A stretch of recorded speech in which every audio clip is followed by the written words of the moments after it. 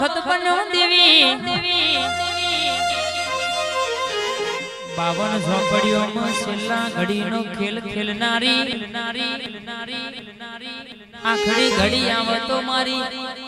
અખત ની આવલ્યા લેબુની રમત રમું તો હું અખત રમું લ્યા